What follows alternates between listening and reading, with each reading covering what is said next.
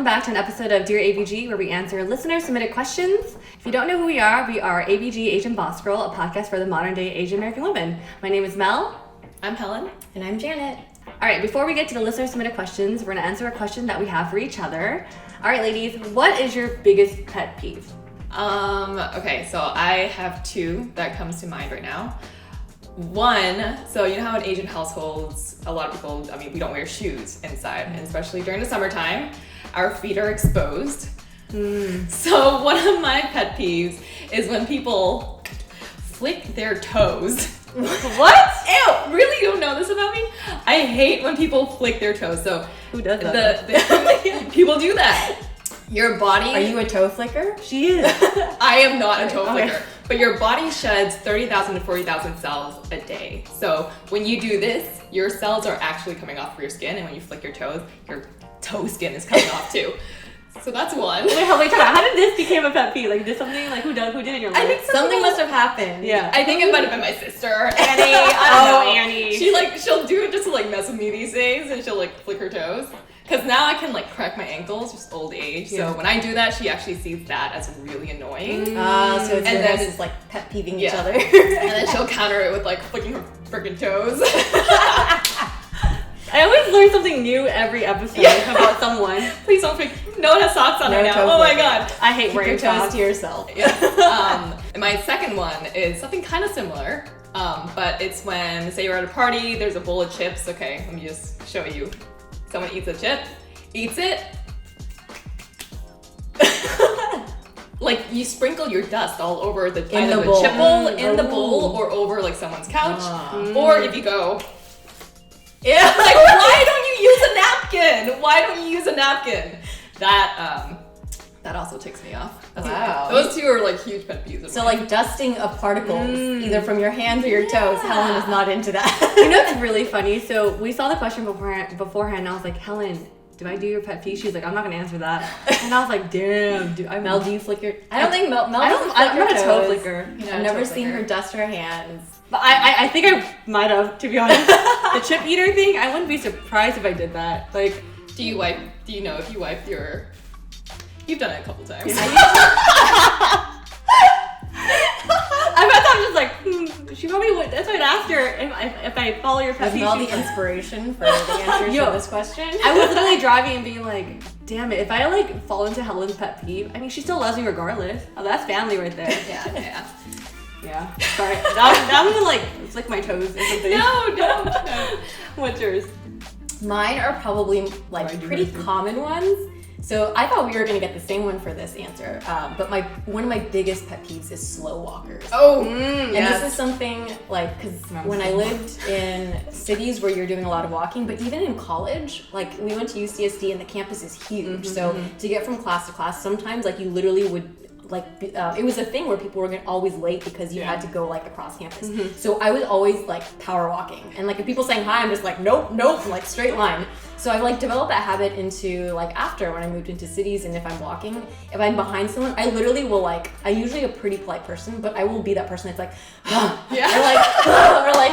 make those I'll make the faces and I'll make the sounds and things like that. So that's one of them. The other one is toothpaste. I like it to be organized because otherwise then at the end you have it all at the bottom and you need to push it to the top. So that's something my sister is the only person I really share toothpaste with, and I do have memories that Patty was just organized. Patty would squeeze it. Sometimes she just Actually, Philip and I right now, we have this tube of toothpaste that is at its wit's end, and we are literally squeezing it as much as possible to see who has to throw it away. I think he lost today. I gotta go check, but yeah, that is an important thing. Yeah. How do you squeeze your toothpaste, Mel? I'll squeeze it until I get to the end, and I'll start rolling it.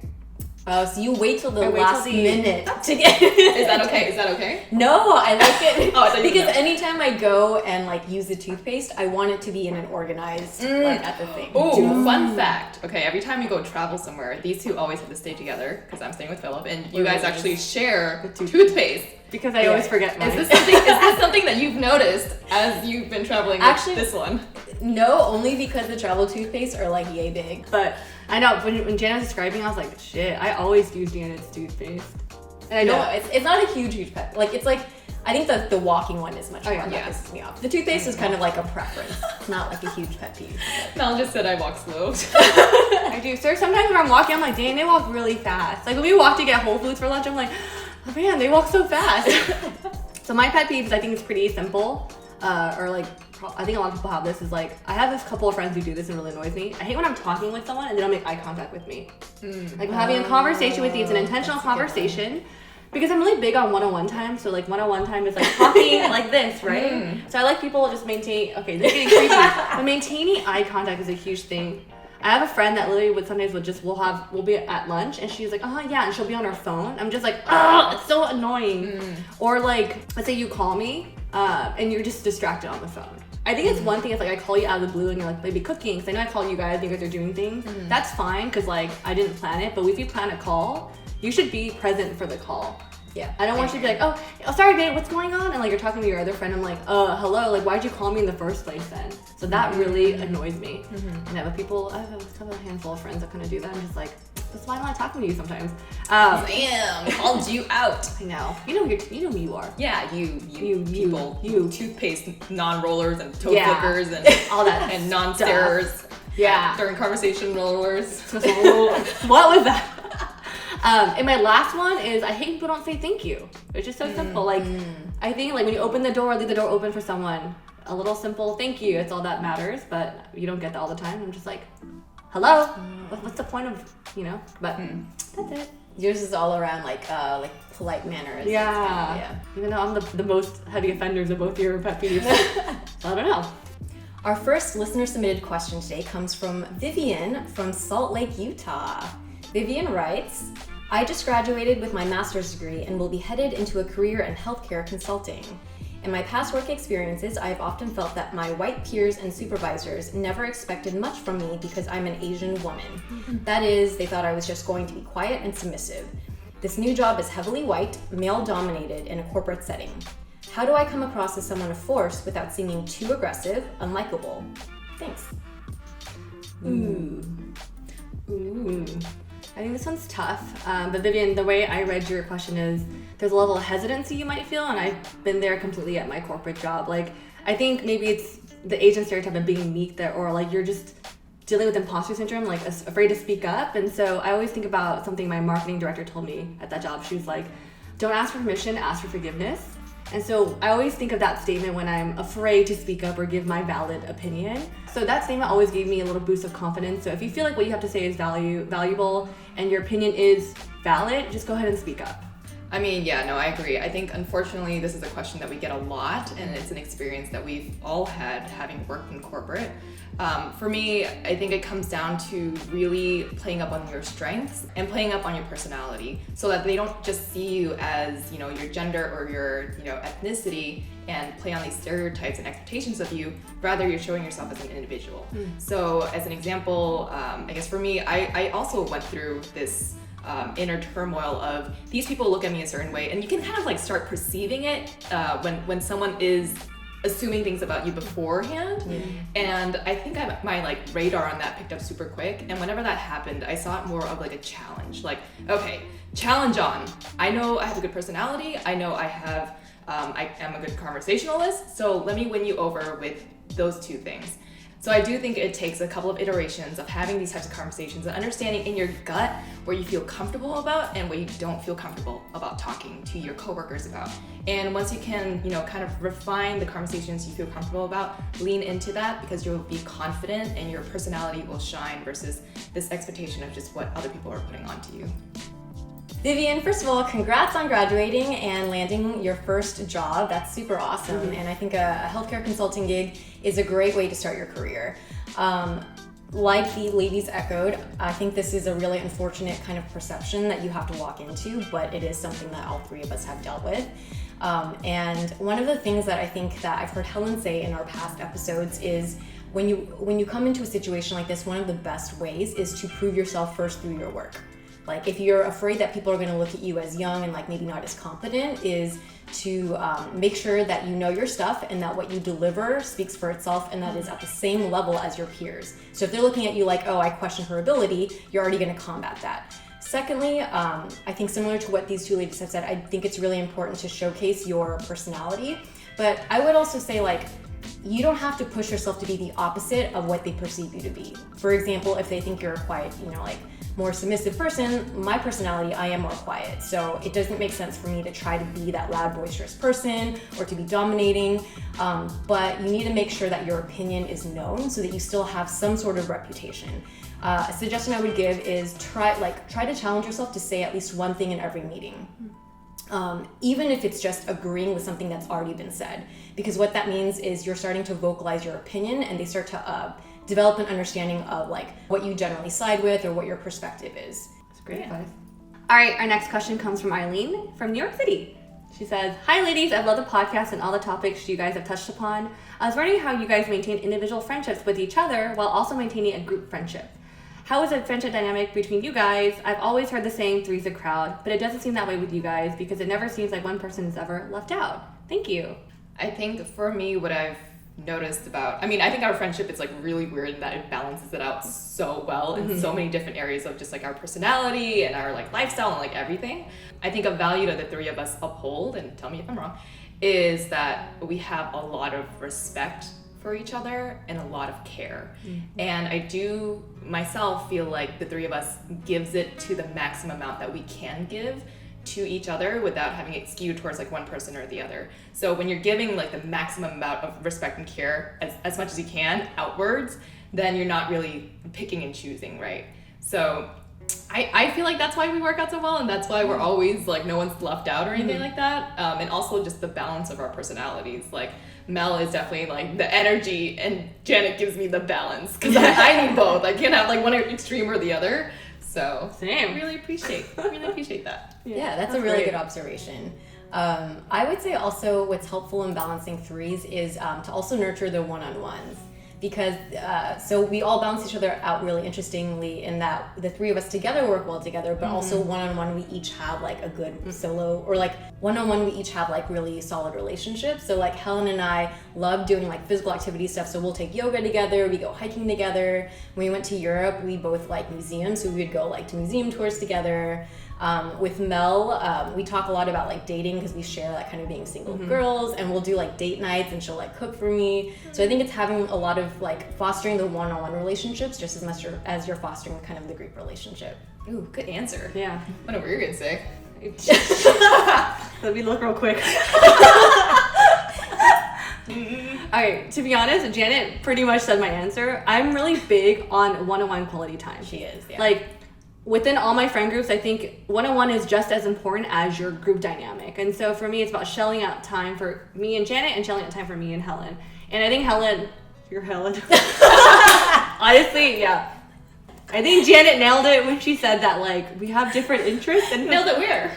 She just nailed it, you know? I nailed it somewhere. Yeah. I don't know. Nailed it. But I do think naturally we all have different energies and different interests. Like, yeah, when they go on hiking trips, I'm like, yeah, you guys do, you have a good time. And, like, I'll get to hang out with you when you want to eat brunch or something. Yeah. Like, we'll make it work. But I had this realization the other day, like, I think, Helen, you said it really, you eloquently said the respect and the amount of love we give.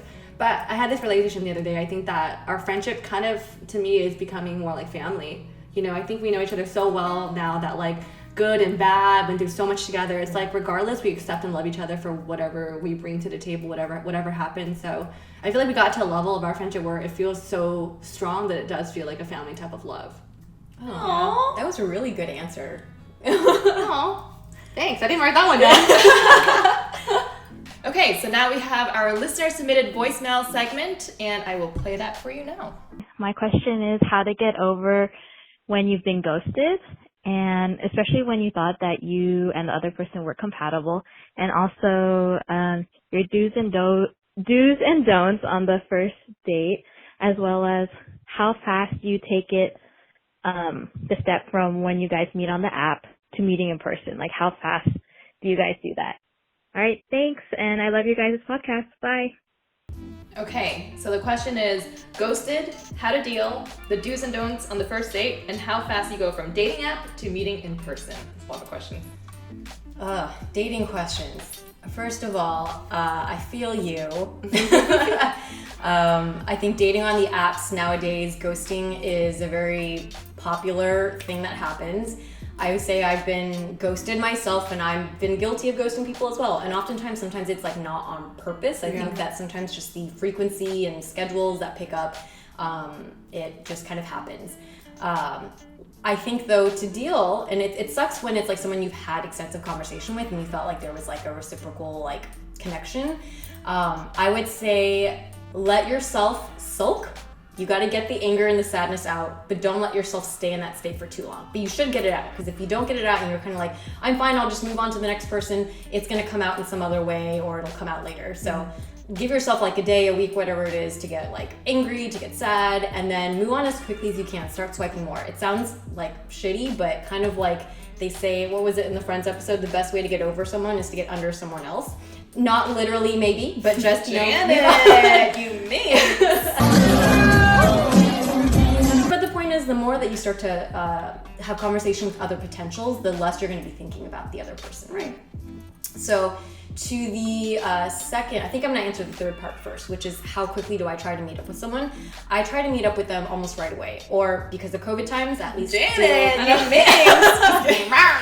Well, let me explain, because I don't want to sink a lot of time in a conversation, and then when you meet in person, there's no chemistry. I think we've all talked about this, a bit in previous episodes. But because of COVID, I would say then maybe not in person, but video chat. Mm-hmm. So learn a little bit about them, enough to kind of gauge, to make sure you're kind of screening for any major red flags. And then if they pass those, try to get on to some sort of face-to-face interaction as early as possible. Third question was first date do's and don'ts. Number one thing I would say is if you are going to physically meet up with someone, and maybe this you could do a COVID date as well, set it at coffee or drinks, not a meal. You want something that is like a short enough time period where you can bounce after 30 minutes if it's not a good fit, so you're not fully committed. She knows. Bam. Those are my suggestions. I hope they help. Wow. Let me take some notes, Jane. Okay. Ghosting. What Janet said.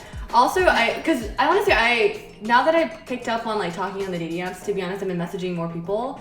I see how when your schedule gets really busy, you forget to respond. Like literally, I have on my to-do list, respond back to messages, or else I will forget. Because when you're so busy with your work and your personal life, you're like, oh crap, like you're not thinking, I gotta check my Hinge account or my Bumble account, right? So I put it on my to-do list to check. So I guess this also leads into my answer for your other question, like how do you feel being ghosted? Honestly, it's not you. Just know that it's not your fault, or it's like anything you did wrong. Sometimes someone's schedule and timing really plays a factor in like why conversation dies or things like that. Ideally, that's not the best situation. In an ideal world, he lets you know like I'm not interested, or like maybe you said you're not interested, but if ghosting happens, I just like to think to myself like it's not my fault, and I'll start swiping with other guys. I guess I more have a don't than I do. I think the don't is like don't drink too much. I think when you first start out on the dating apps and start dating people, I think it's natural to like drink alcohol to alleviate your like nerves, your anxiety, but just don't drink too much, because like that will kind of like not give you a clear view or perspective of how the date's actually going. Let me go back to a do.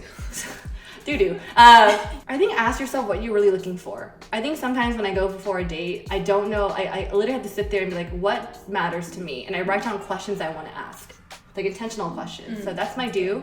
I honestly even Google this, what to ask on a first date. Like I totally do that. And the last question, I'm like, how fast do I go from app to meeting in person? I actually go pretty slow. I like to talk to a guy on the app for about a week before, maybe a FaceTime date or like an in-person, because I'm a little bit more hesitant because I don't want to waste my time in person with you if it's going to suck. So I want to make sure it's a good conversation before leading into like an in-person date. Do you go from chat to video chat and then in person? I ideally like to do that. I see. Yeah. Okay. Very by the books in that sense. Got it. Okay. I haven't been in the dating world in a long time. But I think for ghosting, I agree with what you were saying, Mel, that I think if someone were to ghost me, I would actually see it as a reflection of their character rather than mine. Because to me, that'd be like, oh, I dodged that bullet. For him not to be, following up and just leaving me hanging like that, like that's shitty. So yeah, I wouldn't see it as me, I would see it as them. And for the do's, I would say on a date, I haven't been on a date in so long. Do's, I would say be yourself, be authentic. You want to be maybe like, obviously everyone wants to be the best version of themselves for your future partner, but be authentic to, the things that you're saying and your actions that you're taking. Don't let them touch you if you don't feel comfortable. Good tip. That's it. That's all my dating advice. And that ends this episode of Dear ABG. Thank you so much for joining us for another episode this week. If you would like to write in your question or ask us advice, you can do so at the number right over here or in the link in description down there. Not here. Write us. Down below the video. Yes. And if you haven't already, check out our most recent episode. We are a podcast called Asian Boss Girl. You can find us on Spotify, Apple Podcasts, all of your podcasting platforms. Go ahead and follow and subscribe. And if you feel so inclined, we'd love it if you would leave us a rating and review. We also have merch available at our shop, and Helen is sporting one of our classic tees that we have. Yeah. We have a couple of different items on there, so go ahead and check it out and see if there's something you'd like to cop. We'll see you on the next episode of Dear ABG. Bye. Our next question comes from Eileen from New York City. There's my lip gloss popping in my hair. Curl a little way. Should I hair flip so you could? Oh God. Mel and her hair flips. No. Oh, pet peeve number 3. Hey! I think Janet also nailed it on the head. Is that the right word? Yes. Yes. Janet nailed it in the box. Wait. What? Sorry, you got it right the first time. Man, you two are respected and love. I was like, oh wow. Respect and love. Okay. That's for sure in the bloopers.